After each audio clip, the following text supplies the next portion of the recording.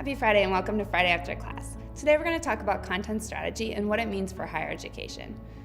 If you clicked on this video, you might already know that content strategy is the planning, development, and management of web content. Back in the 1990s in the web development circle, this term was kind of invented and it's become really popular now across higher education. We like to look at content strategy as 4 main steps in a process: analyze, strategize, create, measure, and then of course repeat. Let's take a high-level look at each of these steps and some of the tools you can use to help along the way. Let's start by looking at the analyze phase. In this stage, we want to answer the questions: what kind of content do we have? Is it any good? Is it meeting our users' needs? And how is it created? And by whom? To do that, we'll need a map. The first step in the analyze stage is to do a full inventory of your existing content. This can be a huge task if you have a very, very large website. But isn't it worth it to wrangle in all of your content? A great time to do this is during a site redesign, since you should be going through every piece of content anyway, deciding if it makes the cut.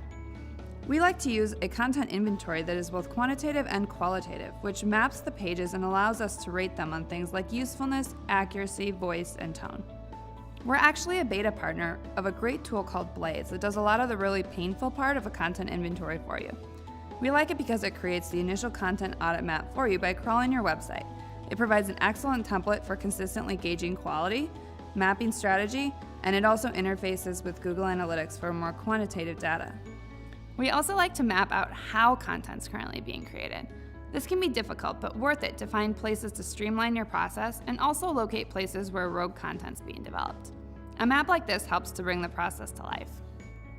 Now that we have the how and the what, we can start to really strategize. So ask yourself these questions. Who are your website users? Do you have any data to support that? And what kind of content is missing for these people? Understanding your website users can be difficult. Gather as much data as you have: enrollment data, research, focus groups, and web analytics to really help develop those personas. You should have several of these fleshed out enough that really your content creators and strategists can visualize these people in the room with you as they create content. With those personas in mind, you can now answer some more strategic questions about your content. Things like, who's your audience? What stage of the enrollment process are they in? What's their goal? What are they feeling? What's your primary message? What's your call to action, and what's your business goal?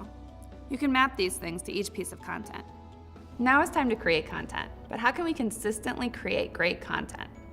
Content templates will help you infuse your content with strategy, quality, and process. They can make life easier for your writers and editors and can help spread the workload without sacrificing consistency. Things like promo boxes, student quotes, related links, or multimedia. So is it working? Now's the time to measure and improve. Determining if your content is working really depends on what you want your users to do. Luckily, we do have some tools where you can track how well your website users are converting on your goals. Hopefully you've seen some of our Google Analytics FACs. Dashboards and goals in analytics is a great way to track the progress of your content. SEO metrics like links, domain authority, and organic search traffic is another. Thank you for joining us on Friday After Class. We hope that you really enjoyed this high-level look at content strategy for higher education.